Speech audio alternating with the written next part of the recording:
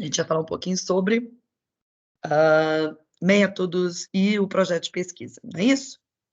Bom, como eu falei com vocês na aula passada, a ciência é um conhecimento planejado, né, que se prepara antes de ir, né, buscar o conhecimento. Então, o projeto de pesquisa é um desses momentos de planejamento ou de preparação. É tal qual, assim, né, a ideia do projeto é a ideia da construção, por exemplo, de uma casa, né. Você não sai subindo as paredes antes de projetar ou imaginar como será aquela casa, como que ela vai ser feita, quantos cômodos que ela vai ter, etcétera. Então, a pesquisa é mais ou menos o projeto de pesquisa é mais ou menos a mesma coisa, né. Você não sai a campo para investigar, nem e aí a campo seja teórico ou prático, né, sem projetar primeiro os seus passos, o que você vai fazer, o que você quer, o que onde você pretende chegar, como que você vai tomar essa direção, esse caminho, tá bom? Então, o projeto de pesquisa, ele consiste, né, nesse nessa ferramenta de planejamento, sabe?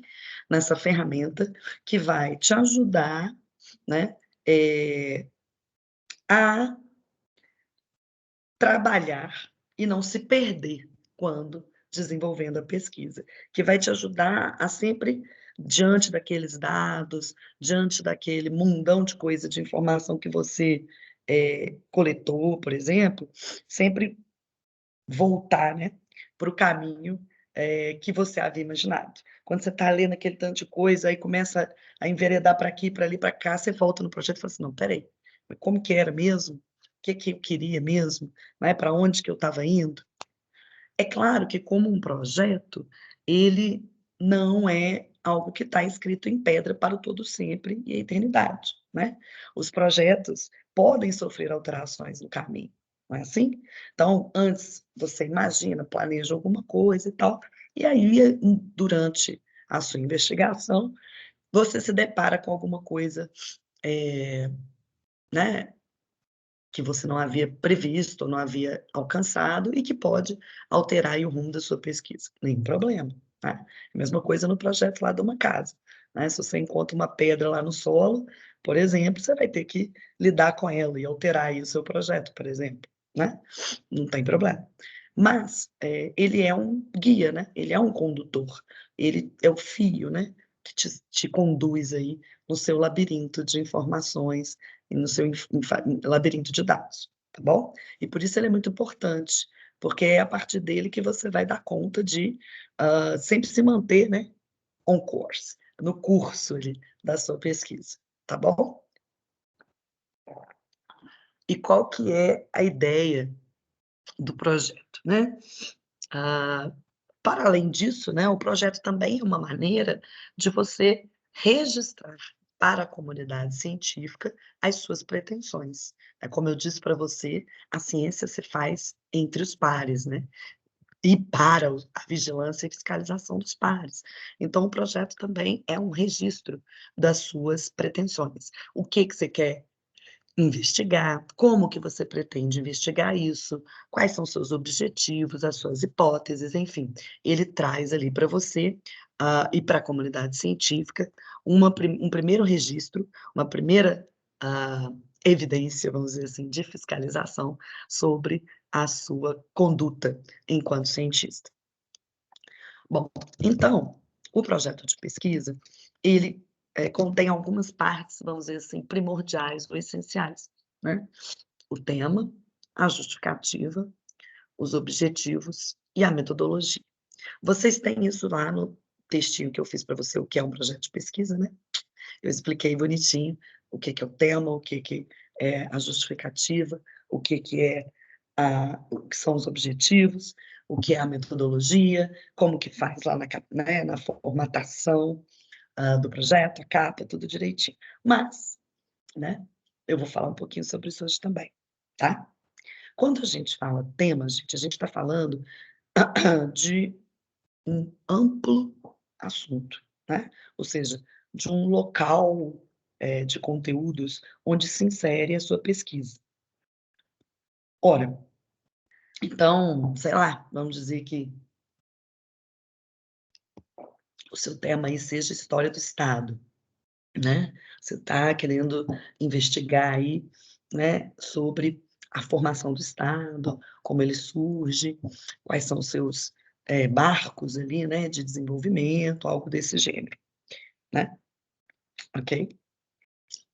Mas, de fato, a sua pesquisa, ela não é nunca sobre um tema, né? Sobre algo tão amplo como a história do Estado. Pensem bem, né? É, por quê? Porque se o pesquisador, gente, é o sujeito que vai descer as minúcias naquela investigação, que vai tentar encontrar o maior número de pontos possível, que vai tentar investigar a maior quantidade de informações e dados possível sobre aquele assunto, que vai buscar diferentes métodos de obter essas informações, checá-las, né, verificar sua validade, analisá-las, né, organizá-las e entendê-las, dar significado a elas. Se você pega um assunto deste tamanho, você já pensou o trabalho que você teria, o tempo que você levaria para fazer uma investigação profunda como essa? Pensem aqui comigo. História do Estado. O Estado surgiu, gente, assim, dependendo da teoria, né, vai ter gente que vai dizer que só é Estado, Estado moderno, mas vai ter gente que vai dizer que não, que já havia, né, uma forma diferente de Estado nas épocas antigas. Agora pensa, você vai ter que, olha o tanto de informação que você teria que obter, checar e dar sentido e organizar para responder aí à sua curiosidade de conhecimento. Por isso, na pesquisa, a gente sempre, o tema, né, esse grande assunto, ele é recortado, né? Recortado pelo, pela sua questão, pelo seu problema, por aquela coisinha, né, que está te pinicando em relação a isso. Ou seja, por aquilo que, de fato, você quer saber dentro da história do Estado. Tá? O tema é o, vamos dizer assim, é o contexto no qual se insere a sua questão. Mas a sua questão, ela é aquele ponto, né? Aquele ponto central, aquele ponto fundamental que você pretende explicar, que você pretende entender, que você quer compreender sobre aquele assunto, tá certo? Então ela faz um corte, né? Se este é o panorama da história do Estado, esse aqui é o recorte específico, esse aqui é o pedacinho, né, que eu quero, de fato, entender, analisar, investigar a fundo, tá certo?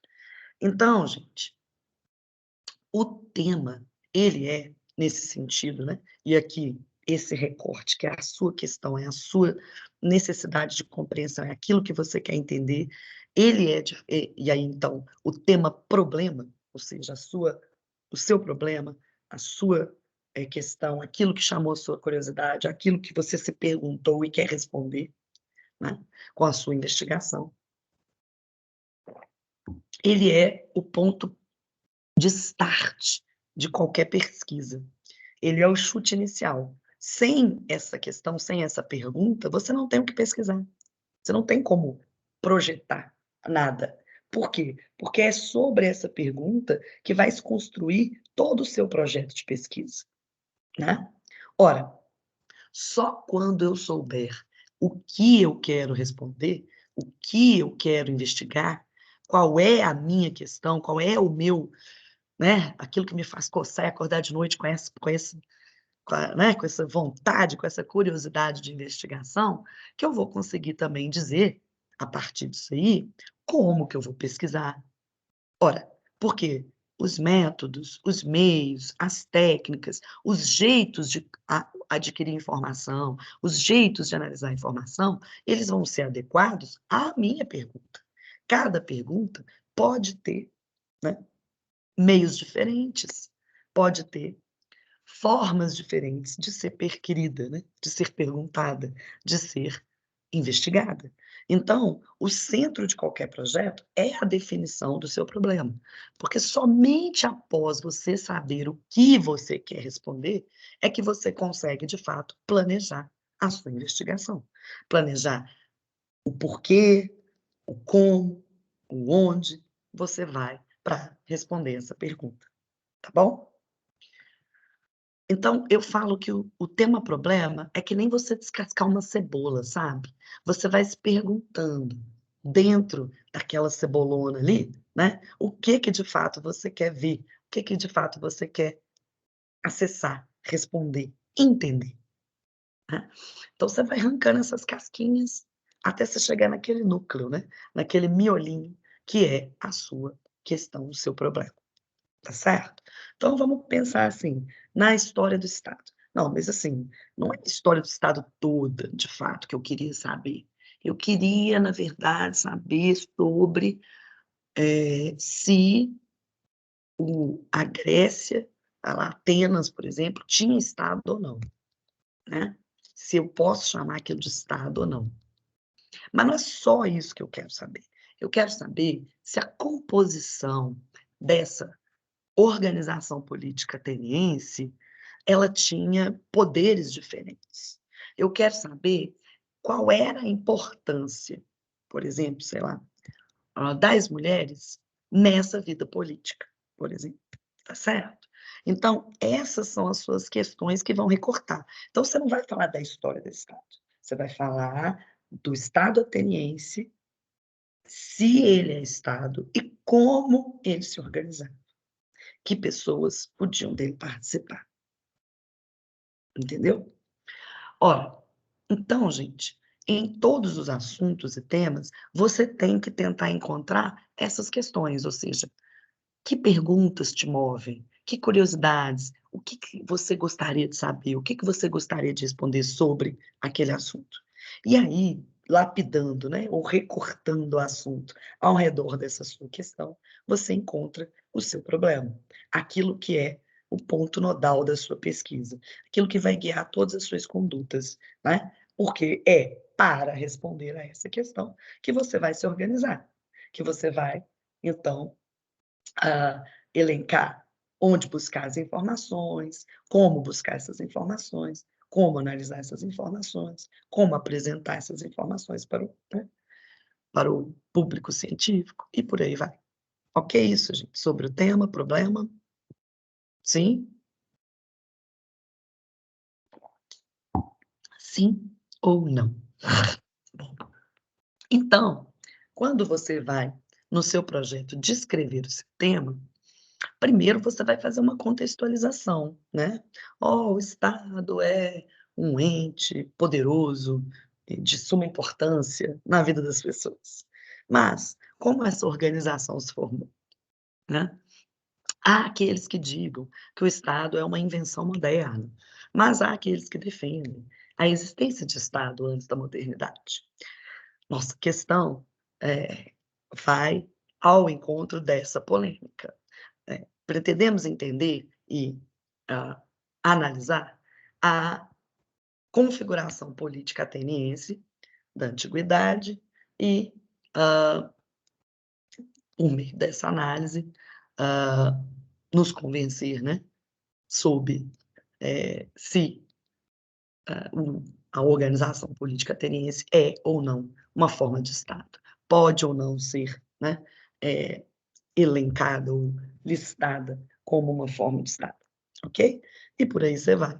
Então, nossa questão, pretendemos então investigar, a organização do Estado ateniense, a forma como ele participava da vida pública ou da vida política dos atenienses e, numa análise comparativa, elencar pontos de semelhança, pontos de diferença entre essa organização política e aquilo que entendemos como Estado, para então concluir se é ou não Estado a organização política ateniense, ok? Algo desse gênero seria a sua descrição do tema e do problema, ok? Bom, quando você faz essa descrição do tema problema, em geral você também traz o suporte. Por quê? Porque a ciência é um produto coletivo, gente. Você pode até achar que você faz ciência sozinho lá dentro do seu quarto, né, com seus livros, mas a ciência é um produto coletivo. A gente não faz ciência do zero, a gente sempre faz ciência nas costas ou nos ombros dos que nos antecederam, tá certo? Por exemplo, quando você fala isso, que pretendemos comparar aquela organização política a aquilo que chamamos de Estado hoje, você vai ter que partir de alguma definição de Estado, percebe? Ora, o que estamos aqui, então, chamando de Estado, que vai ser o nosso ponto de comparação? Então, você vai ter que trazer algum autor, ou alguma teoria, ou algum conceito de Estado que vai ser o seu amparo nessa análise comparativa, percebe? Você vai ter que se amparar sobre, então, algo que te antecedeu para ser capaz de desenvolver sua pesquisa. Isso é o que a gente chama na pesquisa de marco teórico. O que é o marco teórico? O marco teórico é aquilo que sustenta, embasa e dá, vamos dizer assim, amparo à sua análise do seu problema. O marco teórico pode ser um autor, porque aí você vai falar assim: partiremos da definição de Estado de fulano de tal. Pode, mas ele pode ser também uma teoria? Utilizaremos a teoria do Estado, né, como não sei quê. Ele pode ser, às vezes, um conceito, uma ideia? Pode. Né, que é aqui, tá certo? Então, o que que é o marco teórico? O marco teórico é esse amparo teórico que te auxilia a analisar o seu problema, ok? Quando você faz isso, também é importante, então, dentro do tema, você pode fazer, gente, estudo varia, tá? Quando a gente escreve um projeto de pesquisa, em geral, você tem que seguir o modelo de para quem você está fazendo essa pesquisa. Então, tem gente que vai colocar isso tudo dentro do tema, e tem gente que vai separar tudo. Vai colocar um tema, 1.1 problema, 1.2 marco teórico, 1.3, né? E vai fazer os textinhos ali, separadinhos, ok? Tem gente que não, que vai concatenar tudo num texto só, ok? Contanto que esteja presente, nenhum problema, ok? Bom, uma vez que você superou aí, então, o assunto dentro do qual se insere a sua questão, a lapidação da sua questão que faz o recorte deste assunto sob o viés da sua investigação. O marco teórico que dá embasamento e suporte à sua análise, à sua investigação dessa questão. Você tem que fazer também o que a gente chama de revisão da literatura, ou revisão literária. O que é a revisão da literatura? Até onde a ciência foi nessa questão até o momento. Porque, mais uma vez, você não é a primeira pessoa no mundo a investigar algo nesse sentido.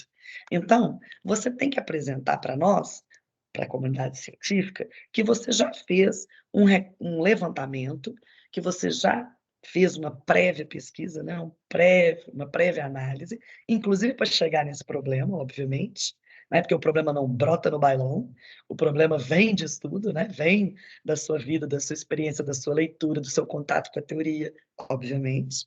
Então, para você demonstrar para nós que você sabe que essa discussão existe na literatura, você sabe até onde a literatura evoluiu, né? Então você vai trazer aí quem já discutiu essas questões, né? Você vai trazer aí na revisão de literatura as duas teorias, a teoria que defende que há Estado antes do Estado moderno, a teoria que defende que só é Estado o Estado moderno. Você vai apresentar lá diferentes pontos de vista para a classificação ou qualificação do Estado grego, né, ou da forma política grega como Estado ou não, e demonstrar até onde se foi neste assunto. E a partir dali, de onde você quer partir para, então, construir uma resposta nova, uma resposta diferente, uma resposta que, claro, você pensa que dará a solução àquela questão e, portanto, será a resposta final, definitiva desta pergunta. Pode ser que sim, pode ser que não, mas é parte dessa vontade, né? a vontade do cientista é encerrar a discussão nele, né, resolver o problema.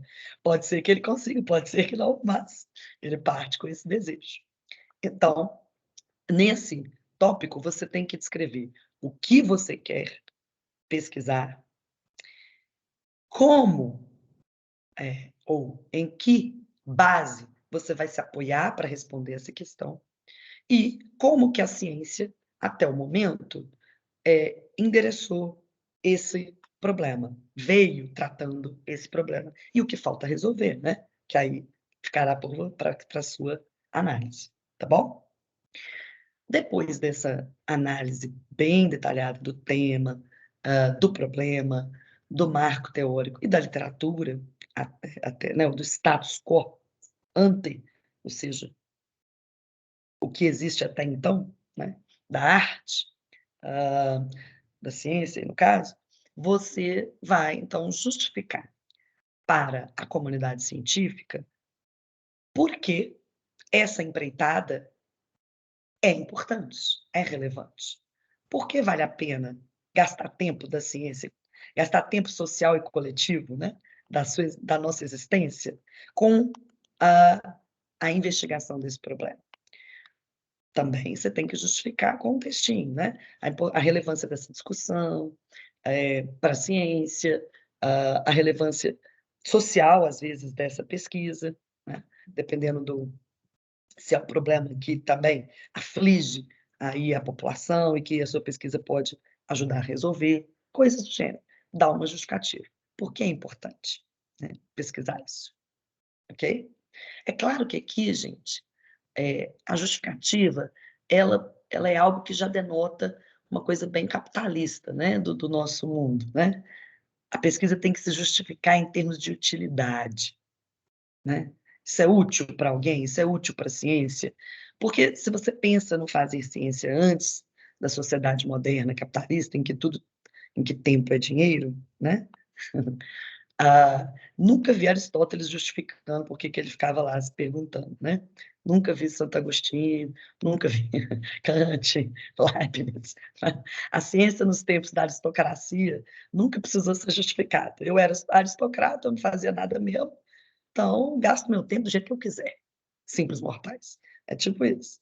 Agora, na era do McDonald's, a gente tem que dizer que o meu sanduíche é bacana e vende, né. Então, a justificativa ela tem um quê, assim, de: "Ah, por que devo investir em você?", né. Em relação, assim, às agências de fomento de pesquisa, ou mesmo o Estado, enfim. De toda maneira, acaba sendo um texto que tem alguma liberdade de você falar da importância daquela resposta para a ciência, né, de ser um assunto que moveu muitos aí e ainda move muitas pessoas, não tem problema, ok? Depois de a gente falar, então, sobre o tema e sobre a sua relevância, aí você vai listar, né, um digamos, um check, vamos dizer assim, de ações que você deve ter que fazer para responder esse problema. Passos que você vai ter que enfrentar na solução do seu problema, né. Então, os objetivos, na verdade, eles são um conjunto de metas, né, um conjunto de propósitos, um conjunto de finalidades que você vai ter que cumprir para resolver aí o seu problema, tá certo? Então, por exemplo, né, definir estado, eh, analisar a composição, organização, formação da organização política grega, entender as diferentes funções, que essa organização tinha e como ela, exercia essas funções naquela realidade, naquela sociedade, comparar, né, os traços característicos dessa organização política com os do Estado moderno, entendeu? Todos esses passos que você tem que fazer para poder, de fato, ser capaz de dar uma resposta ao seu problema. Tá certo isso, gente? Sim? Não? Talvez, todavia? Bom, e finalmente, pós-objetivos. Os objetivos, eles são mais simples, né, nesse aspecto, porque acaba que os objetivos, eles não são um texto, né, um dissertativo com começo, meio e fim, como é a descrição do tema, como é a descrição da justificativa. Os objetivos são meio uma lista de afazeres, né? Demonstrar tal coisa, analisar tal coisa, né? Entender tal coisa. É um checklist mesmo, uma lista de compras, né? Lista do que fazer, o que devo fazer nesse caminho. E a metodologia, finalmente, é o local onde você vai descrever em detalhes como você pretende conduzir essa pesquisa, como você vai coletar os dados, que dados você vai coletar, como você vai analisar, né? Enfim, você tem que contar isso tudo para o leitor, tá certo? Ora, então, a metodologia, gente, é o momento mais tenso, vamos dizer assim, para todos os alunos, né, de um projeto de pesquisa. Mas eu sempre digo isso para os meus alunos, para tentar acalmá-los, tranquilizá-los, porque, na verdade, a metodologia não é um momento tenso. Se você tem muito claro qual é o seu problema, a metodologia segue naturalmente, follows. Ela vem, porque, na verdade, pensa aqui, né? Você quer analisar, então, o Estado grego, não é isso? E comparar, não é? Vamos lá. O professor, eu tenho uma dúvida. O objetivo geral e o objetivo específico. Tá, perdão. O específico fica dentro da metodologia ou não? Não, fica no tópico objetivos. O objetivo geral e específico é dentro do objetivo. O geral, na verdade, a cereja, né? É aquilo que você pretende, de fato, é o resultado final que você pretende provar com a sua investigação. Tá certo? Então, diga. Porque, gente, nenhum pesquisador faz uma pergunta sem ter um achismo de resposta. A verdade é essa.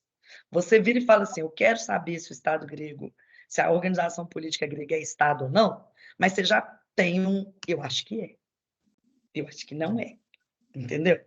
Então, o objetivo geral é o que você pretende provar.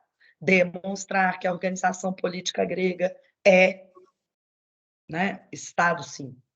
Pode ser classificada como Estado. Então, o Estado não nasce na modernidade, por exemplo. Né? Ou o contrário, demonstrar que a forma de organização política grega não pode ser chamada de Estado. Ainda que seja, né, uma forma política, não é Estado, estrito senso. Né? Os específicos, não. Os específicos são os passos intermediários que você vai ter que demonstrar, que você vai ter que cumprir, que você vai ter que galgar para chegar nessa demonstração final. Tá? Certo? É por isso que aí nos específicos é isso, né? Analisar a organização política grega, descrever seu funcionamento, conceituar Estado de acordo com as teorias modernas, caracterizar Estado de acordo com as teorias modernas, caracterizar a forma política grega, comparar, né, essas duas realidades, né? Entendeu? Para você poder chegar lá e demonstrar aquele objetivo geral. Né? Ok? A metodologia, não. A metodologia é a ferramenta que você vai utilizar. Qual tipo de ferramenta você vai utilizar para fazer esse caminho investigativo? Então, que dados você vai coletar? Então, você vai fazer um levantamento bibliográfico, né, sobre a história da organização política grega, não é isso? Então, você vai ler e analisar as obras que falam como era o Estado grego, como era a organização política ateniense, como que ela funcionava, quais eram suas características, quais eram as suas funções, né? Como que ela estava ali organizada no cenário social grego, tá certo? Aí você também vai ter que fazer um levantamento bibliográfico teórico, né, sobre o Estado moderno. O que é o Estado moderno? Quais são as suas características? Qual é a sua digamos assim, a sua característica é essencial, né? Ora, depois você vai ter que fazer uma análise, o quê? Comparativa. A comparação é um método de pesquisa. O que é uma análise comparativa? Como se faz uma análise comparativa, né? Então você vai ter que descrever isso, a partir da compreensão do funcionamento e das características da organização política grega, né, através da bibliografia selecionada, e da compreensão e caracterização do Estado moderno, através, né, da bibliografia selecionada, pretendemos fazer uma análise comparativa dessas duas formas políticas. Para tanto, vamos elencar quais são as características essenciais de uma e de outra forma e verificar se há semelhança suficiente nessa caracterização para que possamos concluir do seu agrupamento ou não, da sua junção ou disjunção, tá certo?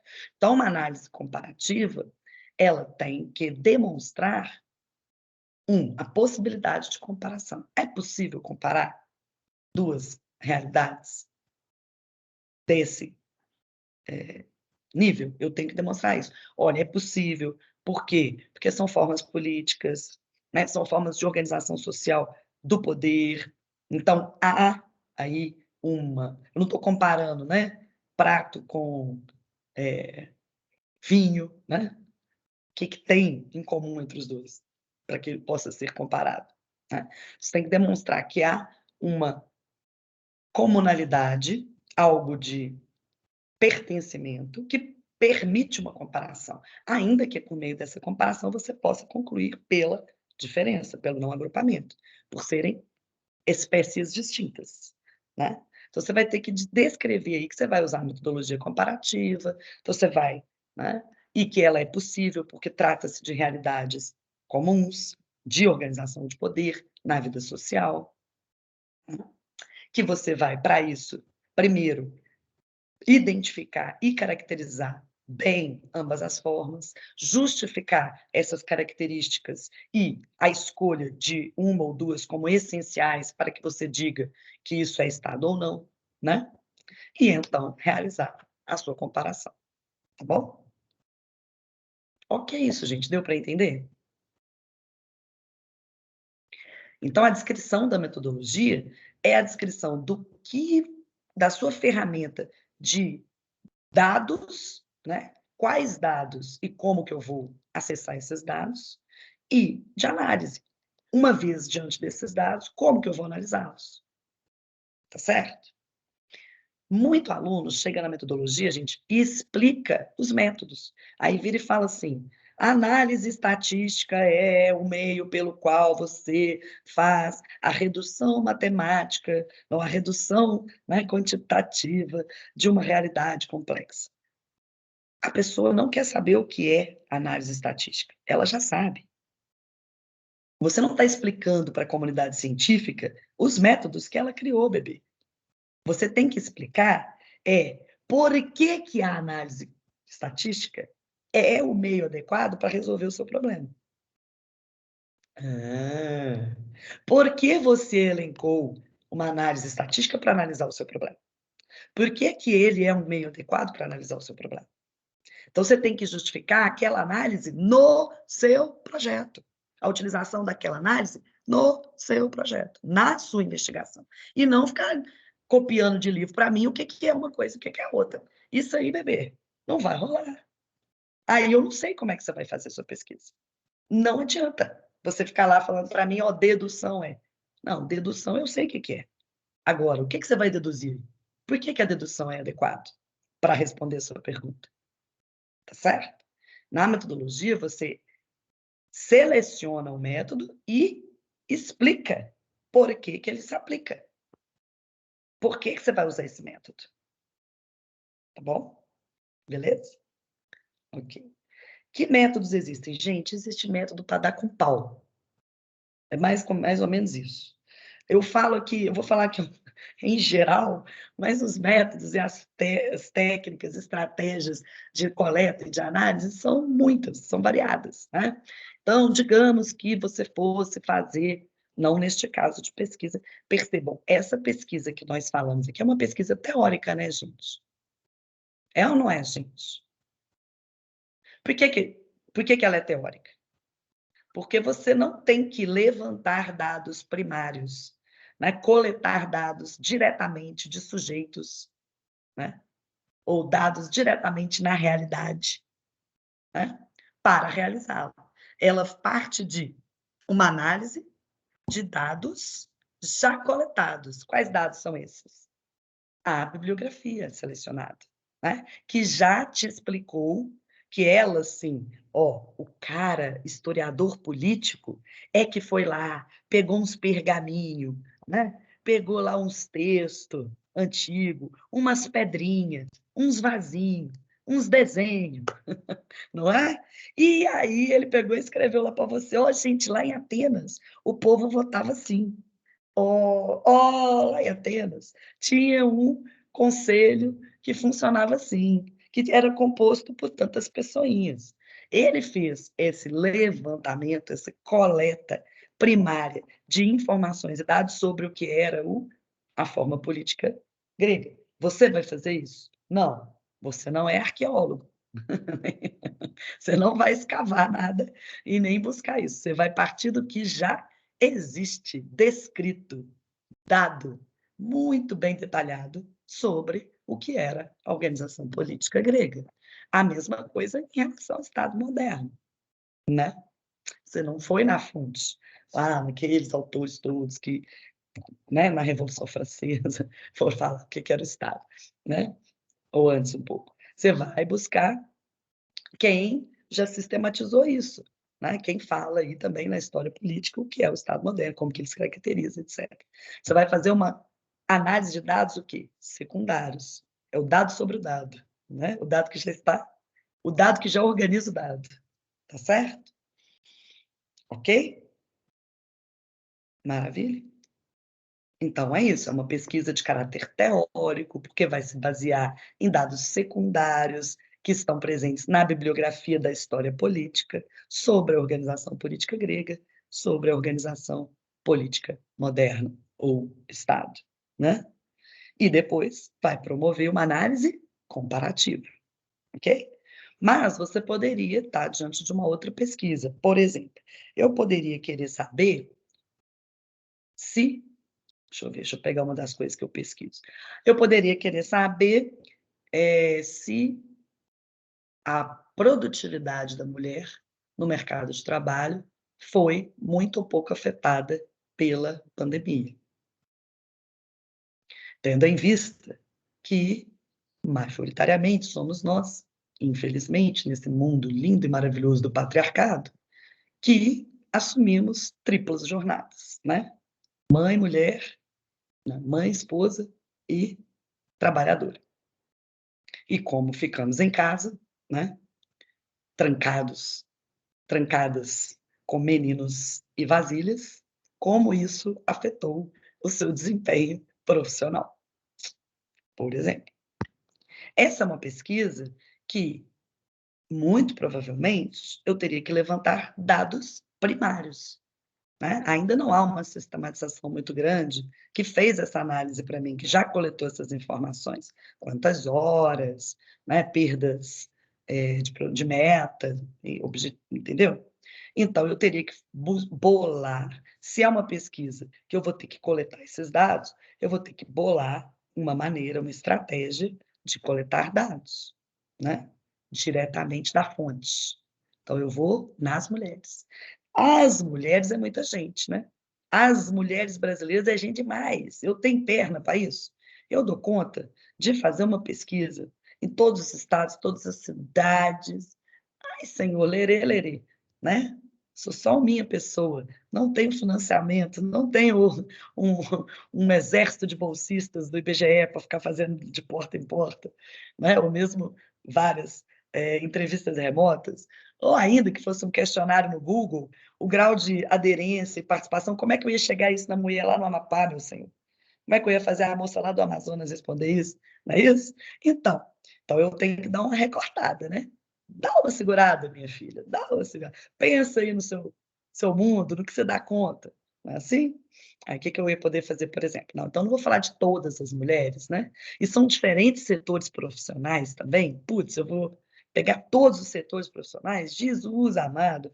Vamos fazer o seguinte? Vamos pensar nas docentes da Universidade Federal de Minas Gerais. Oh, que lindo! Aí eu já fiz um recorte, olha, maravilhoso, e faço para mim, porque, né, é meu ninho. Aqui dá para eu ser feliz, não é verdade? Olha que beleza. Então, é isso aí, ué. Aí eu vou pensar, vou fazer entrevista, quantas mulheres somos? Aí eu tenho que pensar isso, quantas mulheres somos na UFMG? Ah, quantas mulheres somos por área de pesquisa, né, área de ciência, área de estudo na UFMG? Porque eu tenho que fazer aí uma amostra que seja o quê? Representativa da população. Então eu tenho que saber quantas somos, qual é a nossa variedade, para eu buscar um pedaço disso para entrevistar, mas que é um pedaço que representa, que fala daquele total, e não um pedaço que, né, que foi assim, mas 10 tá bom. Ué, será que tá bom? Acho que não, hein? Acho que não. Acho que não. Acho que nós somos aí em torno de 10.000 professores. Deve ter, não devemos ser 50-50, né? Porque o espaço da ciência era um espaço do macho, então tem pouco tempo que a gente adentrou essa caverna. Então, vamos dizer que a gente seja aí uns 40%? Vamos, 40%? Vou ser boa. 40%. Então, 40% de 10 é 4.000. 10 mulheres representa 4.000 mulheres, gente? Mas não. Pode não, bebê. Pode não. Vai ter que ser um pouquinho maior esse negócio aí. Tem que ter um tantinho bom de mulherada aí. Para além desse cálculo quantitativo, eu também tenho que fazer um cálculo o quê? Qualitativo. O que é um cálculo qualitativo? Eu tenho mulher branca, eu tenho mulher negra, eu tenho mulher de várias idades, de várias posições religiosas, ou não, né? Com filho, sem filho. Não é assim? Então, eu tenho que pensar que a minha amostra tem que refletir todas essas nuances, porque isso pode variar o jeito de vida e o jeito de opinião dessas mulheres, entendeu? Percebe? Então, quando eu vou entrevistar, quando eu vou fazer aí meu projeto, eu tenho que escrever isso na metodologia, que eu pretendo entrevistar X mulheres, então coloco lá 400 mulheres, de tais faixa etárias, de tais, na proporção tal, tal, tal, né? Ou seja, se a gente tem mais mulheres entre, sei lá, 30 e 40, vamos dizer, ou 30 e 50, eu tenho que ter mais mulheres dessa faixa, né? Eu tenho a proporção em que ela se encontra na população, ela tem que se encontrar na minha amostra, percebe? Se dessas 4.000 mulheres da UFMG, vamos botar, 2.500 está entre 30 e 50 anos, aí você tem 1.000 acima de 50, e você tem, talvez nem 1.000, né? 500 acima de 50, e mais 1.500, fiz a conta certa, já nem lembro, mas não, mais 1.000, sei lá, abaixo de 30, vamos dizer assim, né? Mas eu acho que não, ainda seria menos ainda, mas enfim. Eu tenho que ter, se a minha amostra tem 400 pessoas, então 300 tem que estar entre 30 e 50, 100 para cá, 100 para lá, entendeu? Eu tenho que pegar dentro da minha amostra a mesma representatividade que existe, ou a mesma diferença e diversidade, na mesma proporção que existe no todo, na population, tá certo? Ok, gente? E nesses fatores, que são fatores que mudam a vida das pessoas, condição social, né? Credo, idade, todos esses são fatores que mudam a forma como a gente vive, as escolhas que a gente tem, as oportunidades que a gente tem, as formas de estar dentro de uma vida doméstica ou não. Então, eles influenciam na possibilidade ou na variabilidade das respostas. Então, eu tenho que pegar essa riqueza, senão o quê? Senão a minha amostra está o quê? Enviesada. Se eu só entrevistar mulher branca, já enviesei, bebê, né? Já não fiz uma amostra que representa o meu universo. E já não captei uma nuance, uma variação que pode estar ali presente. Deixei de falar sobre ela. E aí eu vou fazer conclusão para o todo que não vale para o todo. Tá certo? Ótimo. Mais do que isso, a minha seleção dessa amostra, ela tem que ser o quê? Aleatória. Eu não posso chegar e falar assim, ô colega, responde minha pesquisa aí. Ô chegada. Não, uai. Eu não posso escolher quem vai responder, porque isso é outro enviesamento, né? Eu tenho que pegar a lista das professoras, recortar dentro dela a amostra, né? De acordo com esses parâmetros quantitativos e qualitativos, e aleatoriamente sortear quem serão as pessoas que vão responder aquela questão. Eu mesma não sei. Tá certo? Por quê? Porque tudo isso, gente, garante cada vez mais aquilo que nós falamos lá atrás, que eu não esteja dirigindo, pela minha subjetividade, a resposta que eu vou encontrar. Tudo isso são jeitos que a ciência foi encontrando de tornar a minha pesquisa o quê? Um pouco mais objetiva, um pouco mais desgarrada de mim, né? Tá ali a minha subjetividade? Tá. Mas a gente está tentando o quê? Fazer falar o dado e não eu. Tá certo? Maravilha. Aí depois eu tenho que pensar na forma como isso tem que estar escrito lá, entendeu? Então, na sua metodologia, você vai descrever isso lá, que vai entrevistar, então, 400 mulheres dessas variações, nessas proporções, né? De maneira aleatória, né? Você tem que descrever o seu sistema lá. Como que você vai, né? Vai pegar a lista das professoras, então, né? No DSA. Aí você vai jogar no computador e mandar ele fazer um e embaralhar o povo lá e pegar, por exemplo, entendeu? Depois, você tem que pensar na forma de entrevistá-las, por exemplo. Vamos dizer que você vai fazer um questionário no Google Forms. Por quê? Você tem que justificar por quê. Olha, gente, a aplicação direta tem vantagens e desvantagens. A aplicação via telefone, vantagens e desvantagens. A aplicação via internet, vantagens e desvantagens. A quem que é essa pessoa que está me ligando?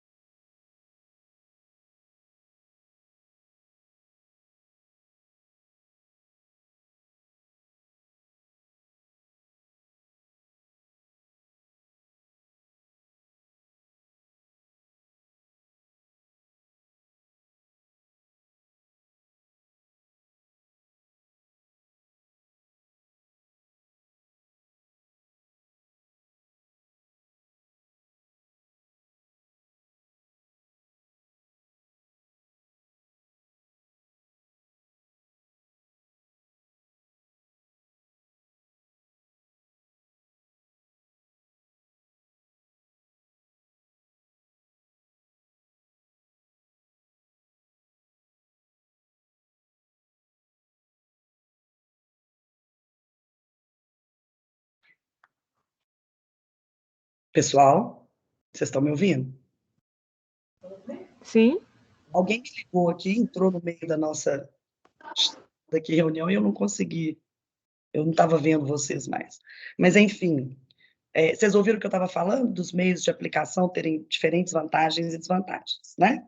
Então, quando você está pessoalmente com a pessoa, você marca e você aplica ali as perguntas, ou você faz a entrevista, o que acontece? Você pode ver as reações, onde que a pessoa faz uma pausa, onde que a pessoa fala mais fluentemente. Você pode explicar melhor as suas perguntas para que não gere mal entendidos, né, más compreensões, etc. Quando você está fazendo isso, às vezes, no telefone ou num questionário na internet, você não vai ter essa captação. Você não vai ver as pausas, as dificuldades, né, as reações da pessoa. Você não vai ter a possibilidade de explicar. Se ela compreender alguma coisa errada, vai responder de acordo com essa má compreensão e não de acordo com o que você pretendia que ela respondesse. Enfim. Entretanto, tem algumas vantagens nessas outras formas de aplicação. Elas conseguem, elas têm menores custos, né? O fato de você não ter que se deslocar para encontrar cada pessoa. Em geral, elas são, se difundem, né, para um grupo grande mais rapidamente. Pensei num Google Form. Muito mais fácil, né, você mandar esse Google Form por link, por WhatsApp, por e-mail, para todo aquele conjunto de pessoas. Por outro lado, também é mais fácil para a pessoa não responder, né? O engajamento, quando você marca com alguém, a pessoa vai, né? Muito provavelmente ela vai te responder. Agora, mandou um link, ela pode responder ou não. Então, você vai ter uma adesão, às vezes, menor, né? Enfim, cada uma dessas escolhas, gente, você vai ter que justificar. Então, você vai ter que falar, por exemplo, ó, estamos em pandemia, não dá para fazer isso presencialmente, né? Ou o recurso da pesquisa é pouco, não dá para fazer isso presencialmente. Então, nós vamos fazer no Google Forms, né? Aí você tem que justificar que, então, você selecionou uma amostra maior, exatamente já contando com a desistência, né? Para você ter um número significativo de respostas ao final, beleza? Se você faz isso, então, no Google Forms, como eu falei para vocês, um questionário, uma entrevista, qualquer que seja, você tem que testar antes. Testar como? Pega seu questionário e aplica em alguém, aplica em alguma pessoa, aplica na sua mãe, aplica numa professora amiga sua, ou 2 ou 3 ou 5. Para quê? Para você ver se a pessoa está compreendendo bem as perguntas, se ela teve dúvida, se ela ficou insegura em relação ali às opções, né? Se ela teve alguma dificuldade. Com isso, você já vai a campo, quando você for aplicar o seu questionário, melhor, munido, tá certo? Então, você também tem que falar isso aí, que fez um teste, né? Juntar lá o questionário no projeto, se você já tiver feito. Se você não tiver feito ainda, você vai falar isso, que vai ser desenvolvido um questionário, que vai ser testado, entendeu? Na sua metodologia. Qual que é a diferença de questionário para entrevista, gente? O questionário, em geral, ele é um conjunto de...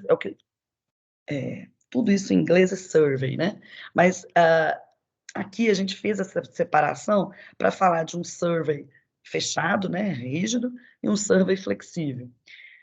Que a ideia é, no questionário, você faz perguntas fechadas, né, perguntas diretas, perguntas bem objetivas, e dá opções de resposta para o sujeito. Um formato mais entrevista, ele é um formato mais aberto. Você faz perguntas amplas, gerais, mais genéricas, bem abertas, né? E deixa que o entrevistado fale, né, livremente. Você não dá opções de resposta para ele. Né?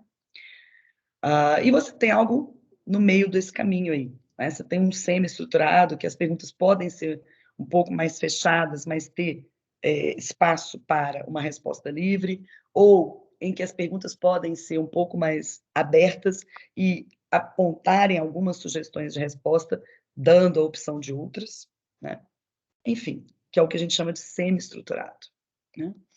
De toda maneira, essas ferramentas também são diferentes dependendo do tipo de pergunta, do tipo de problema que você está enfrentando. Um questionário, né, uma coisa bem estruturada, bem fechadinha, pergunta direta, você faz isso ou fez isso, no último mês, na última semana, um questionário assim, em geral, ele não está tão preocupado com a individualidade de cada resposta. Ele está preocupado em encontrar um padrão, né, nas respostas, uma média, uma identidade num grande grupo, ok?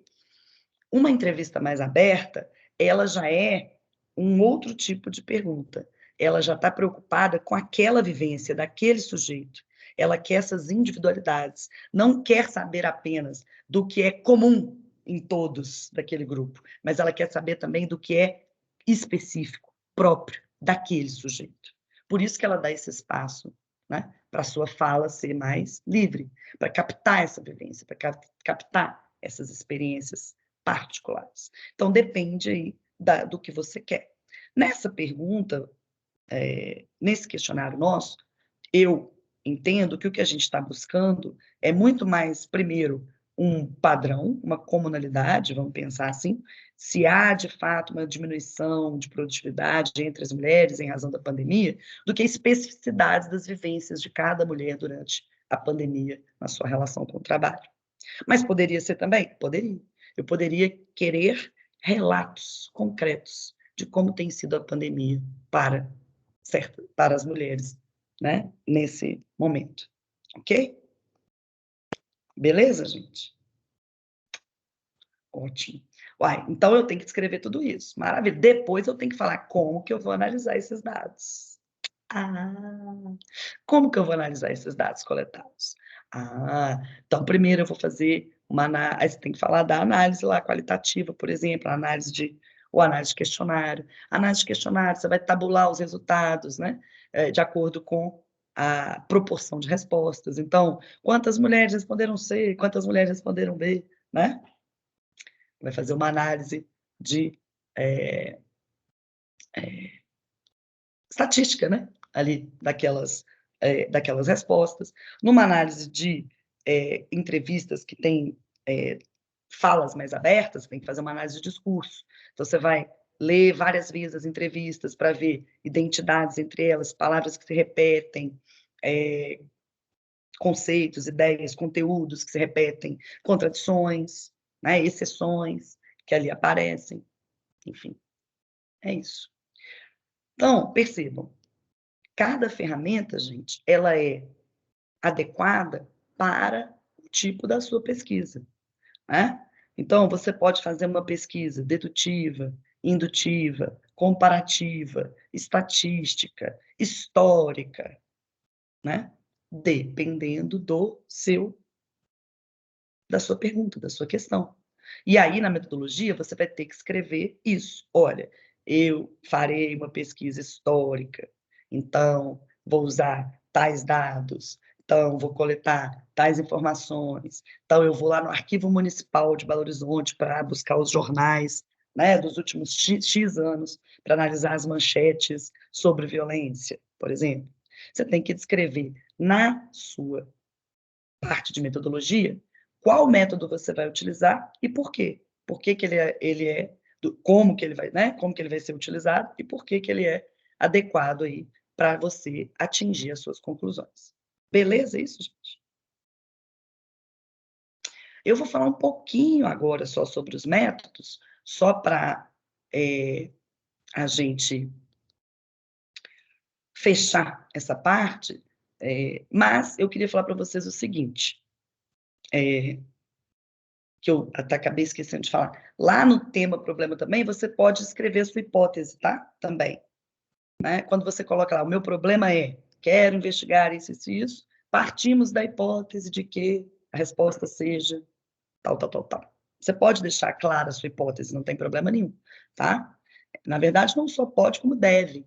É importante para que a comunidade científica possa verificar se você foi bem científico, se você não foi enviesado, se você não foi conduzindo a pesquisa para aquilo que você queria, que ela saiba de qual hipótese você está partindo.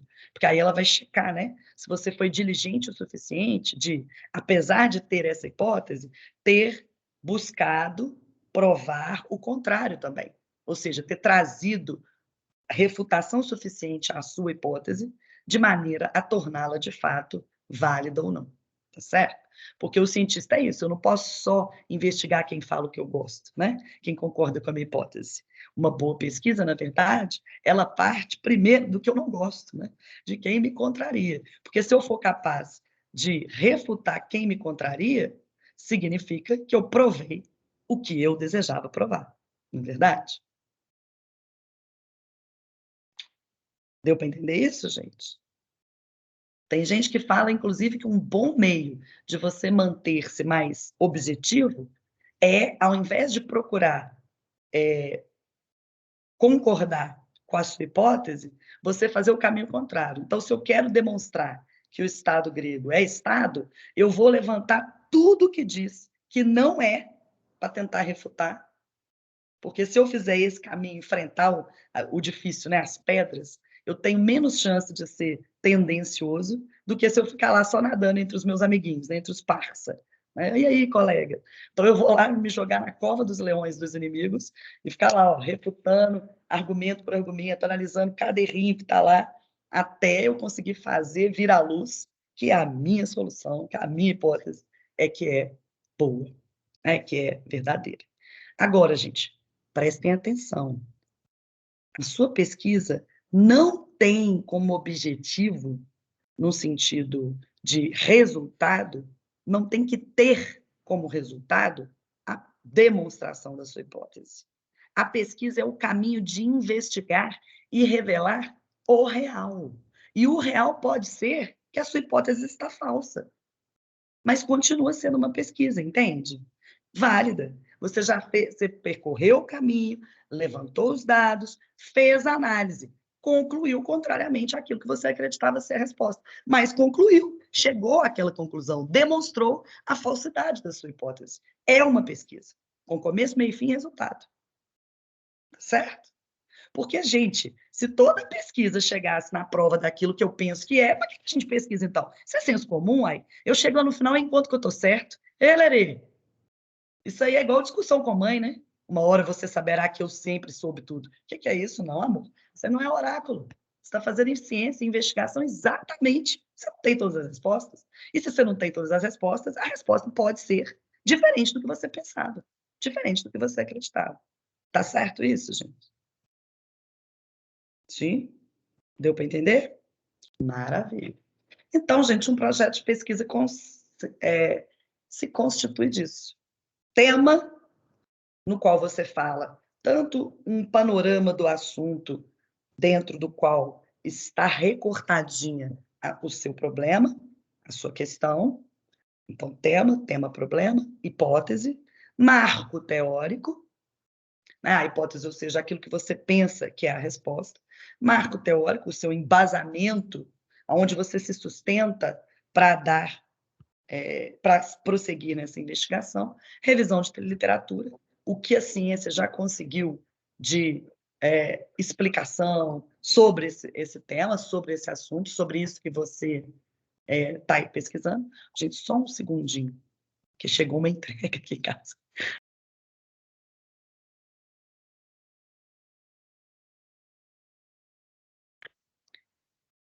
E pronto, já voltei. Depois desse primeiro tópico, né, que é o tema, você passa para a justificativa.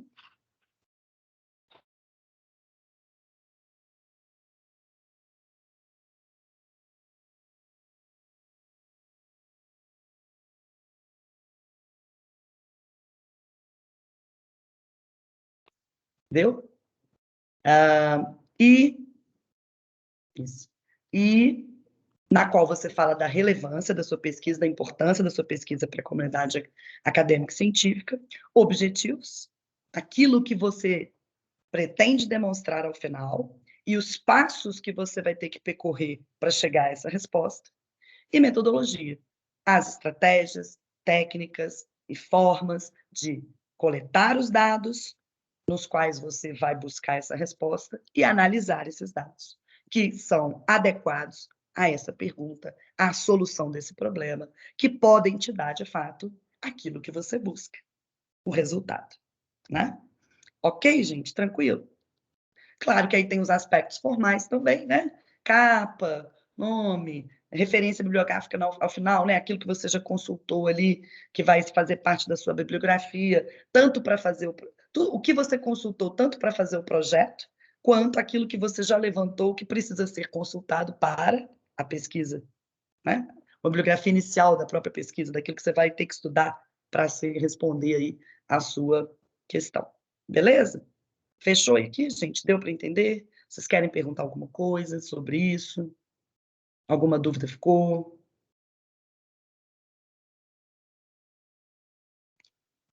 Eita, povo que sabe tudo, gente. É uma maravilha essa turma, gente. Não, ninguém? Então tá bom. Então, beleza. Então, eu vou falar um pouquinho sobre alguns métodos de pesquisa. Acho que eu vi o microfone abrindo aí. Pode falar. Não, sou eu, professora. É, tem o lance dos pares também, por exemplo, orientadora, né? Né, Ah, sim, você pode colocar. Na capa da pesquisa, em geral, você coloca, né? Quem que é o orientador, sim, qual que é a instituição, se é uma pesquisa que está sendo feita para uma instituição ou financiada por uma instituição, você coloca quem que é, né? Agora, o papel São do informações. professor orientador é muito importante, né, professor? Sim, sim. O orientador te ajuda nesse caminho, né? Ele te ajuda a definir seu problema. Ele vai, né? Então, quando você chega com ele, para ele com o assunto, ele vai te ajudar a fazer o recorte. Fala, não, isso aqui está amplo demais. Vamos tentar. O que mais que você pode, né, aprofundar? O que mais que você pode recortar ou afunilar nisso aqui? Ele te ajuda com o marco teórico. Então, ele pega e fala assim: olha, você vai precisar de saber sobre isso para poder responder. Por que você não começa a ler esse cara aqui, então, que ele é uma base boa para você, né? Ele vai te ajudar com a revisão de literatura. Então, ele vai te dizer: olha, já tem muita gente que pesquisou sobre isso. Olha, vou te dar uns nomes aqui, já dá uma levantada nesse pessoal, começa a dar uma lida. Né? Ele vai ser um guia nisso aí. E quando você for trilhando o seu caminho, né? Aí você vai lá fazer o questionário, por exemplo, ele vai ler suas questões. Olha, eu acho que faltou alguma coisa, tem que perguntar isso aqui. Acho que isso aqui está muito amplo, essa pergunta está dúbia. Vamos destrinchar essa pergunta, por exemplo. Quando você chega com os dados e começa a falar para ele: olha, estou lendo os dados, estou achando isso aqui. Nossa, mas ficou tão. Isso aqui está tão dissonante, está destoando do que a gente imaginou. Por que será? Ele vai te ajudar, por exemplo, a entender. Ele pode falar assim: uai, pode ter alguma variável aí que a gente desconheceu. Tem algo aqui que talvez a gente não esteja percebendo. Vamos voltar, vamos refazer esse caminho. Vamos voltar, vamos refazer esse caminho, vamos perguntar de novo, marca uma segunda entrevista para esclarecer isso aqui, porque se a gente não está conseguindo com isso aqui, nós temos que fazer, né? Então, assim, é a pessoa que vai te ajudar e vai te orientar em todo esse caminho, né? É a pessoa que vai te dar, que com aquela experiência que ele tem na área, ou com a pesquisa, né? Que vai te auxiliar a conduzir esse trabalho de uma maneira mais suave, né? Mais suave. Mais suave. Em tese, né, gente? Em tese. Pois é, defesa de tese.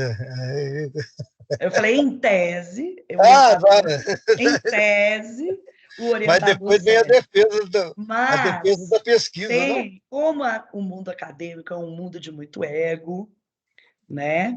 E de gente muito arrogante, tem orientador que mais, a- né, mais atrapalha do que ajuda. Mas, enfim, você busca ele para ajudar, né?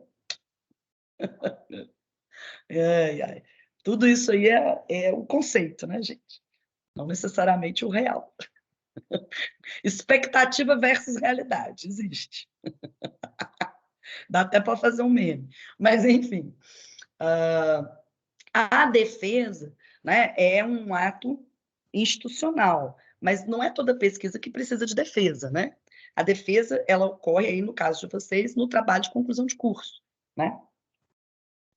O trabalho de conclusão de curso, como ele é uma atividade também de ensino, né, nesse sentido, ele é uma atividade que será avaliada. Então, não só pelo seu orientador, porque, em tese, o seu orientador já avaliou, né? Quando ele te acompanha nesse processo todo e você entrega para ele aquele resultado, ele faz uma avaliação, inclusive até para deixar para levar para a banca, ele corrige o seu trabalho todo, né? Antes de você te dar, muda isso aqui não está bom, explica isso aqui, papapá, papapá, popó. Mas a ideia é que, querendo ou não, o seu orientador ele é um parceiro de pesquisa. Então, ele também está no seu viés, digamos, né? Ele é um sujeito que também gosta daquela área, que também investiga aquilo ali. Ele já está no seu viés. Então, a ideia da defesa é agora, você não fez um trabalho científico? Um trabalho científico, ele não se volta sempre para o olhar crítico da comunidade científica? Então, vamos pegar pessoas que não são apegadas, né? Que não estão subjetivamente envolvidas nesse trabalho, e elas vão avaliar o seu trabalho, né? Elas vão fazer essa avaliação da sua solidez científica, né? Se o seu trabalho está coerente, se você fez ali um bom levantamento, né? Essa é a ideia da banca, tá? Porque na pesquisa em geral, isso vai ser feito na hora que você publica seus resultados, né? A verdade é essa. Na hora que você publica numa revista, vai ver um cara, vai te ler, vai falar, porra nenhuma que você está falando aqui vale. Aí vai discutir, vai bater boca coçando um outro artigo, entendeu? Ou vai falar, nossa, esse artigo é bom mesmo, e vai complementar a sua pesquisa. Então, quer dizer, a pesquisa científica ela está sempre se colocando no crivo, né? No critério do outro. A publicação é isso. A comunicação, quando você vai num congresso com a sua pesquisa e fala sobre ela e comunica seus resultados, você está abrindo para o crivo, né? A ciência se faz no crivo do olhar do outro, sempre. Né? Ela é posta para o mundo. Ciência não é, ai, meu conjuntinho aqui, meu querido diário, que eu guardo, né, as 7 chaves. Não. Professora, tem uma questão. O Covid é uma coisa nova. Sim. Milhões A de, pesquisa está milhões de pesquisas no mundo. Eu achei interessante a revista The Lancet, né? Famosíssima, né? Ela divulgou uma pesquisa, né? E depois ela retrocedeu. ela mesma se falou para assim, gente, desculpa para a comunidade científica, né? Falou para assim, olha, realmente foi imperdoável, tal. Foi. Mas acontece, né? Como Acontece. você está sob pressão, coisas muito imediatas, é um momento que todo mundo quer se aproveitar. Vai ter muita pesquisa de Covid ainda, gente. Nossa, vai ter Covid com tudo. Sabe quando o pessoal começou com o papo de aquecimento global também? Papo não, tá, gente? Não estou falando que é papo, estou falando assim, quando isso estava em voga, eu quis dizer assim, quando estava em moda o aquecimento global, gente, tudo no mundo científico era aquecimento global, tudo. Até porque o dinheiro jorra para aquilo que está na bola da vez, entendeu? Então, se eu ia falar assim, como é que é? Confinamento de gado e o aquecimento global. Porque se eu jogar aí o aquecimento global, eu tenho mais chance, entendeu? De alguém ir lá e financiar essa porra. Agora o Covid é isso, entendeu? Você vai falar assim, linhas de esmalte, né? E seus elementos químicos em época de pandemia. É um negócio assim, hein? Covid. Entendeu? O negócio é Covid mesmo. Porque Covid dá dinheiro. Porque agora todo mundo quer pesquisar Covid, bebê. Né? Então é isso. Você não vai ser bobinho, né? E nadar contra a corrente, né? Eu estou querendo que venha aí a CAPES e me dá um dinheirinho. Eu falo, dona CAPES, minha pesquisa está na crista da onda. Nós é Covid, baby. Então é isso. Todo mundo agora vai pesquisar. Não, vai ter pesquisa de Covid chovendo, para dar com pau. Tudo. Tudo e o Covid. Né? A matemática em tempos de Covid. Mudou o cálculo? Será que o cálculo agora vai ser afetado pela pandemia? Pode ser que sim, pode ser que não. Não sabemos. Vamos falar um pouquinho. Será que o vetor do vírus, né? Matemática tem vetor. Sei lá, sei lá, pode ser que sim. Claro que você vai ter que rebolar no seu projeto para mostrar a conexão disso aí, né, bebê? Porque vai chegar lá e o cara vai falar, que porra é? Não, né? Você vai ter que ser criativo. Mas, se você conseguir que alguém compre, né? Beleza. Ok, gente? Tranquilo? Mas eu vou te contar, viu, professora? O Covid está batendo recorde em cima do aquecimento global. Porque o Covid paralisou o mundo. Mas pensa bem, gente. O Se mundo tem uma parou. coisa. Não, mas se tem uma coisa que ser humano teme é morrer, gente. Então é aquela história. O aquecimento global é um bicho-papão? É. Mas ele não vai chegar agora, entendeu? Eu não vou morrer amanhã de aquecimento global. Pode ser daqui a 50 anos. Até lá, eu ainda faço uma fezinha, entendeu? Agora, a porcaria do Covid está matando hoje, bebê. É amanhã, é ali na esquina. Aí eu acho que ele ganha, uai. Ganha disparado. Claro que ganha, entendeu? Ele ganha de tudo, ele está ganhando até do câncer. Câncer mata? Também, mas não é assim tão rápido. Tem uns que vai durar mais, menos, né? Tem umas remissão aí. Agora, Covid está assim. Não, aí nós vamos querer saber mesmo. Aí vai ganhar mesmo, tem jeito não. Né? Ser humano é assim, bebê. É a praga do momento. Então, tudo é trend, né? Tá trending topics no Twitter, acabou, é aquilo ali. Bom, então vamos aos métodos de pesquisa. Eu vou falar genericamente, tá, gente? Porque, como eu falei para vocês, qual é o método? Depende do seu problema. Percebam que tudo depende do seu problema. Vocês perceberam que o centro, o coração vital de um projeto é um problema bem recortado, bem definido. É você entender muito bem o que você quer perguntar. Porque se você sabe o que você quer perguntar, Você sabe também por que é importante perguntar isso. Você sabe que passos você vai ter que percorrer para chegar no seu resultado. Você sabe quais são as fontes de dados que você precisa buscar e coletar, como analisá-las. Agora, se o seu problema não está claro, se você não recortou ele direitinho, você está meio... todo o resto desmorona.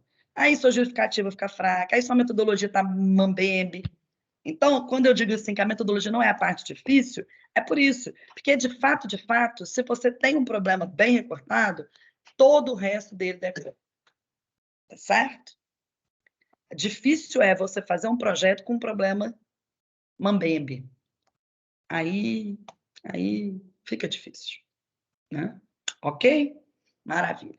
Então, agora, quando eu vou falar dos métodos aqui, eu não estou falando do método desta ou daquela pesquisa, deste ou daquele problema, mas métodos, técnicas, estratégias que podem servir para quaisquer pesquisas. Vai depender do seu tipo de problema e do tipo de resposta que você quer dar, certo? Bom, então, a gente fala de métodos de coleta de informação e métodos de análise das informações, né? A coleta, ela pode ser por levantamento bibliográfico, ou seja, com aquilo que a teoria traz para você, aquilo que já está dado, que já está posto, né? Levantamento de dados bibliográfico, que são, então, dados secundários, bibliografia, teorias, ideias, enfim, né? Ou ela pode ser primária, coleta na fonte, onde você vai onde o dado está, né? Onde o povo está para encontrar a sua informação. A coleta secundária, ela é sempre, quase que exclusivamente, né? Escrita, né, gente? Hoje nossa comunicação primordial é escrita. Mas pode ser também de imagem? Pode. Às vezes você vai fazer uma análise de imagens, mas imagens que já foram tiradas, né? Fotografias. Pode, tá certo? Então você vai falar aí do dado que você vai coletar indiretamente por fontes que já transmitem essa informação e que foram lá na fonte primária e trouxeram para você, ou diretamente, que você mesmo vai buscar na fonte primária. Como falei aqui, buscar dados diretamente. A gente busca por quais meios? Questionário, entrevista, dados também, digamos, históricos, por exemplo, uma pesquisa histórica, então você vai buscar o quê? Os relatos históricos, né? Daquela pessoa, daquele tempo, daquele local. Então, por exemplo, jornais, arquivo municipal, cartas, enfim, né? Pode ser também, eu falo, esqueci, observação, você quer ver como se comportam tais pessoas, então você vai ficar um mês lá observando, registrando comportamentos, jeitos, formas, né? Pode ser vários meios aí de chegar no real diretamente e obter informações sobre ele, tá bom? Ok? E nós já falamos aqui um pouquinho sobre essa coleta, né? Como coletar. Né? Cada meio de coleta, como eu disse, tem vantagens e desvantagens, tem vieses, claro, né? Tudo, como a gente disse, é subjetivo. Então, por exemplo, como eu disse, questionário, você tem que ser muito claro nas perguntas, você não pode fazer pergunta dúbia, senão a pessoa não entende, aí o sentido da resposta se perde. Você tem que ter muito cuidado na aplicação para não interferir, porque as pessoas tentam te agradar. Então, se ela sente que você está aprovando um tipo de resposta ou desaprovando outra, ela vai responder aquilo que você está querendo e não o que ela realmente pensa. Então, você tem que ter né, uma postura para fazer isso, né? Pergunta sensível, você vai falar sobre uma coisa, sobre estupro, por exemplo, com uma mulher, sobre aborto. É dificílimo você chegar nesse assunto sem você ter criado algum grau de confiança com aquela pessoa primeiro, de deixá-la à vontade em relação à forma como você vai lidar com os dados, com a privacidade dela. Você não pode julgar. Se você fizer uma expressão de juízo moral, você fecha aquele canal para todo sempre. Você tem que ficar ali muito pleno e impassível diante de qualquer coisa que ela te relatar. Certo? Professora, Então, no tem caso, vários assim, aqueles textinhos que eu deixei para vocês, eu faço algumas dessas recomendações, explico isso. Mas isso, gente, sempre vai, na hora que você for fazer a sua pesquisa, você vai ter que dar uma estudada, percebe? Você vai ter que sentar ali, dar uma olhada naqueles métodos, olha, como que é o melhor meio de fazer entrevista, como que é o melhor meio de fazer questionário, como que eu construo as perguntas. Você vai ter que buscar isso, né? Você não pode ir assim, ah, não, eu sei. Você tem que, né, se pretender ali aprendiz para fazer isso, né? Fala, Zé Roberto. O caso, por exemplo, da tragédia de Brumadinho. Sim, você tem que ter Tem muito muito. Pois é, então, esse tipo de entrevista é o seguinte: eu posso fazer com as vítimas e com a Vale. a Vale. E você tem que ficar do mesmo jeito, impassível. Mesmo que você odeie a Vale e queira tocar fogo lá dentro, você tem que chegar lá muito tranquilamente, fazer as questões, né? Sem deixar transparecer. Enfim. Observação. Observação, gente, é aquela história. Todo método de pesquisa. Isso também é outra coisa. Toda pesquisa, gente, de alguma maneira interfere no pesquisado, né? Então, o cientista tem que ter consciência disso também, de que a pesquisa dele nunca será um retrato fiel do mundo, totalmente fiel, 100% fiel. Sempre tem uma perda. Tem uma perda do que você não ouve, do que você não vê, do que você não entende, do que você não capta e do que você altera. Porque o próprio fato de estarmos sendo questionados, entrevistados, perguntados, observados, etc., já transforma o jeito que a gente é, né? A pesquisa de observação, ela sempre fala isso, a antropologia, né? Que faz muito isso, né? Então, pegar o Levi-Strauss, ficou aqui 10 anos morando com os índios, né? Para fazer a sua observação dos meios de vida dos índios brasileiros. Mas o próprio Levi-Strauss, ele deixa claro que a presença dele na tribo altera a tribo, altera a forma de relação, de comportamento, né? Principalmente no começo, né? É um ser estranho ali, as pessoas querem impressionar, as pessoas às vezes vão fazer coisas diferentemente, ou melhor, ou mais acanhadamente do que faziam no normal, sem a observação, né? É igual você pensar que você bota uma formiguinha dentro de um copo e começa a observar ela. A formiguinha no mundo não é a formiguinha do copo. Em algum grau você já mudou aquela realidade só por olhar por ela, por olhar para ela. Tá bom? Beleza? Então, tem isso. Métodos de coleta, né? Secundário ou primário. Uai, manda ela subir. Espera aí, só um minutinho.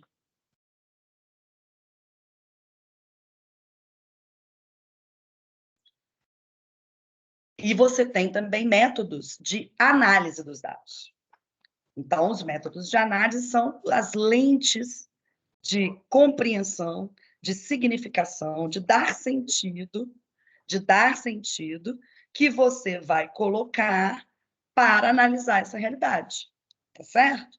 Então é isso, comparativo, estatístico. Então eu vou reduzir aquela quantidade enorme de dados a números, né, que a exprimem de uma maneira mais simples. Então, em vez de eu falar assim de 300 mulheres, cada mulher entrevistada de cada fala, eu vou falar que 90% das mulheres falaram isso, 30% das mulheres falaram aquilo, quantas, né? Eu vou reduzir a complexidade numericamente, por exemplo. No caso, comparativamente, nós já falamos, né? Eu vou pegar duas realidades distintas, mas com algo em comum, e tentar ver se elas pertencem a uma mesma categoria ou não, se elas estão no mesmo, né?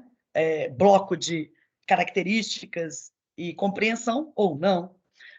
Você pode fazer ainda uma análise histórica, que é tentar compreender a mudança dessa realidade no tempo, como essa realidade se transformou no tempo, com a passagem do tempo, o que ela era e ela veio ganhando, veio adquirindo, veio, né, transformando. Você pode fazer uma análise indutiva, né? Análise indutiva, em geral, é o quê? Eu pego um tanto de fatos, aparentemente desconexos e sem nenhuma, né, sem nenhuma ligação, e tento encontrar algo em comum entre eles, uma ideia que os explica, um conceito, uma ligação, uma categoria, né, um agrupamento. Ou você pode fazer uma análise dedutiva. Eu parto de uma ideia geral, né, que já diz sobre o Brasil, por exemplo, ou os brasileiros, e quero ver se ela se aplica a esse caso concreto aqui. Se nesse caso aqui, desse sujeito, desse pedacinho do Brasil ou desse brasileiro, cabe de fato aquela, né, aquele conceito, aquela ideia geral, tá certo? Enfim, são formas de olhar para aquelas informações e conectá-las, né, entre si, e dar sentido a elas, e dar uma direção explicativa para elas, tá certo? Então, as técnicas, gente, os métodos de pesquisa são o como eu busco os dados e como eu leio os dados, como eu interpreto os dados. É isso. Ferramentas de catar informação e ligar informação. Tá certo? E aí nós vimos, no caso da coleta, ferramentas de coleta direta, quando você vai na própria fonte primária, ou indireta. Alguém que já coletou e falou sobre aquilo, você vai buscar aquelas informações. E no caso da leitura dos dados, vai depender muito do tipo de análise que você quer fazer, entendeu? Se é uma análise histórica, se é uma análise comparativa, se é uma análise de um caso concreto a partir de uma ideia, ou se é uma análise em busca de uma teoria ou de um conceito que liga vários casos concretos observados, né? Enfim, depende aí do seu recorte, né? De pesquisa, sempre. Beleza, gente? Ficou claro isso? Se vocês entenderam isso aqui, gente, e aí vocês sentam lá e leem aqueles textinhos mais mamão com açúcar que eu já fiz para vocês, o que é um projeto, o que é uma entrevista, como fazer uma entrevista, o que é um questionário, como fazer o questionário, o que é um estudo de caso, como fazer o estudo de caso, vocês já estão na frente de todos os seus colegas da Faculdade de Direito, porque ninguém sabe isso lá, ninguém sabe isso. Entendeu? O povo lá acha que sabe, não sabe. E aí, na hora que vai fazer o projeto, fica doido. Mas aqui eu dei os trem para vocês mastigados, igual o neném. Aí você já está pronto para começar, gente. A sua primeira vai ser difícil? Vai. Toda primeira vez tem seus desafios. Mas a gente vai pegando o jeito da coisa. Vai começando a andar de bicicleta para cá, para lá, tem um orientador, e quando vê, você já está, ó, produzindo ciência. Olha que beleza! Bom demais. Então, hoje, gente, hoje o que eu queria falar para vocês era isso, porque agora com isso que eu dei para vocês, vocês conseguem fazer aqueles 2 trabalhos, sobre o que é ciência, sobre, né, a ciência e o conhecimento vulgar, a subjetividade na ciência, a neutralidade ou não, né, nesse sentido, e também como fazer um projeto, que métodos de pesquisa há, vocês conseguem fazer, tá bom? Beleza? Então, vamos lá, gente. Perguntas, questões, precisam de alguma coisa? Paulo falou alguma coisa lá no chat. Deixa eu ver, Paulo. Obrigado pela aula, às ordens, meu amor. Sempre. Eu sou explicadinha, não sou, gente. Ai, ai. Vamos Professora, lá. Fala, Demetrios. a revisão de literatura, ela se enquadra em qual desses metodologias aí que a senhora A descreveu? revisão de literatura, na verdade, ela é um preparatório, sabe, para a sua pesquisa. Você ser cientista sempre significa investigar, né? E eu acho que a primeira investigação é investigar quem investigou. Quem investigou isso antes de mim? O que ele já disse? O que ele já concluiu? Você torna a sua pesquisa mais profunda, sabe? Porque você vai compreender, por essa revisão, melhor o seu problema, melhor a maneira de tentar respondê-lo, o que a ciência está se debatendo ali, por quê. E você vai, inclusive, pensar, vai te dar a criatividade de pensar novas formas de dar respostas, né? A revisão de literatura é um ponto fundamental de preparação. Você ir a campo sem entender tudo que está envolvido ali naquela questão, tudo que já foi dito, tudo que já foi caminhado, você vai muito despreparado, sabe? Você vai tomar um na cara, tipo assim, meu filho, você está achando que você está inventando a roda? Isso aqui já foi feito, isso aqui não vai levar a lugar nenhum. O que você acha que você vai conseguir com esse questionário que o fulano lá, sei lá, né, que o Sérgio Buarque de Holanda já não falou, bebê? Entendeu? Então, você tem que ter esse pavimento, essa casca, esse correr que a ciência já fez, porque ela te prepara para ser melhor, para perguntar melhor, para tentar entender melhor aquele problema, sabe? Você tem que se apoiar nesses ombros, né? A boa pesquisa é assim, gente. Não é à toa que você vai olhar na Europa, quando você vai olhar aqueles pesquisadores, aqueles teóricos, aqueles cientistas, aqueles filósofos, todo mundo veio de alguém, sabe, assim? Você vai olhar lá, assim, por exemplo, não sei se vocês estão tendo hermenêutica, mas aí tem o Gadamer. O Gadamer era, assim, o cara da hermenêutica, assim, bombando aqui no século XX, ou XXI, não, 20, né? Sei lá. Enfim, 21, vamos para o 21, para você mais. Mas aí você vai olhar, o Gadamer foi aluno do Schleiermacher, que foi aluno do Schopenhauer, que foi aluno do Hegel, que foi aluno, e assim vai. Uma Então, linhagem. é uma linhagem. Porque, na verdade, você aprende a pesquisar com quem pesquisa, você aprende a fazer ciência com quem está vindo antes de você. Você, entendeu? Você não cria nada. Se a gente tivesse que toda hora inventar a roda, a gente não teria saído da caverna. É porque a gente acumula essa ciência toda para trás, que eu agora posso partir para outra coisa, entendeu? Se eu tivesse que ficar voltando para descobrir todos aqueles conceitos novamente, você nunca teria saído do mesmo lugar. É porque ela se transmite, se acumula, que ela possibilita sempre melhoras, né? Sempre novos desafios. É por isso. Então, a revisão literária, ela em si não é uma construção científica, ela é um preparatório para isso. Ela é um preparatório, é. Ela é a sua preparação enquanto cientista para navegar naquele terreno pedregoso da investigação.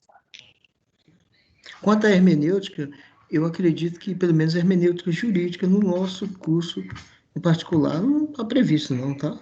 Não há previsão de hermenêutica, eu acho que tem. Hermenêutica jurídica? Eu não lembro, mas eu acho que tem sim, se eu não me engano, tem. Não, tem sim, tem sim, tem sim. Tem hermenêutica, se eu não me engano, no 6º período do direito, lá na faculdade, sim. Não, do direito. Você está falando aqui no Ciências do Estado, se não tem hermenêutica? Aí você me apertou, eu acho que não tem, não. Ela é própria do curso de direito, a hermenêutica jurídica. Ela é própria do curso de direito. Mas é interessante, na verdade, eu sou mais a hermenêutica. Para vocês, eu acho que a hermenêutica geral ou filosófica, talvez. Não, geral. A hermenêutica geral, ela talvez fosse até mais interessante, né? Hermenêutica de texto, que é tipo. Porque vocês não vão lidar só com norma, né? Mas a hermenêutica jurídica também é importante, porque, querendo ou não, vocês vão analisar. O Estado é norma também, né? Muito norma, então. Hermenêutica são as técnicas, né? Técnicas empregadas para você fazer tradução de texto. Normas. Interpretação. Obrigado, professora. De nada. Mais alguém, gente? Todo mundo com alguma questão, alguma dúvida, algum comentário também, alguma coisa que queira? Fale agora ou cale para sempre. Quer fazer uma lamúria, uma queixa? Também pode. Da vida, do mundo, de mim, da aula. Aproveita o momento. Né? Aproveita que a gente tem minutos ainda sobrando. Ai, ai. Não? Todo mundo satisfeito? Então, é isso aí, gente. Agora, vocês vão adentrar aí o nosso bloco de pesquisa, né? Então, vocês vão ler agora textos sobre pesquisa, trabalhos ali sobre pesquisa, e o nosso próximo encontro, aí a gente já vai falar um pouquinho de extensão, tá bom? Então, vocês estão vendo que nessa iniciação à universidade, o que eu fiz com vocês? Eu apresentei para vocês, e vou continuar apresentando, a sua vida de possibilidades dentro da universidade, né? Então, o seu currículo, como ele é construído, a parte livre que você pode buscar de complementação de aprendizagem fora de sala de aula, e essa indissociabilidade entre ensino, pesquisa e extensão, que é o ensino. Nós conversamos sobre o ensino, formas de ensinar, aula, né, aprendizagem, o que é a pesquisa, como ela funciona, como você pode fazer. Depois nós vamos falar um pouquinho da extensão. E aí a gente vai o nosso semestre. Tá bom? A professora só vai falar sobre o currículo Lattes mais na frente? Posso falar também, posso. Quando a gente for fechar lá nas aulas depois da extensão, me lembra que eu falo um pouquinho do currículo Lattes, sim. Nossa contabilidade produtiva, nosso registro de McDonald's acadêmicos. Né? Obrigado. Ok, ó. Então, beijo, gente. Boa tarde para vocês. Boa tarde, muito obrigada. De nada. Professora. Beijo. Boa tarde. Boa tarde, professora. Obrigado. Obrigada, professora. Boa tarde. Eu tenho que vir aqui em encerrar. Parar a gravação. Parar a gravação.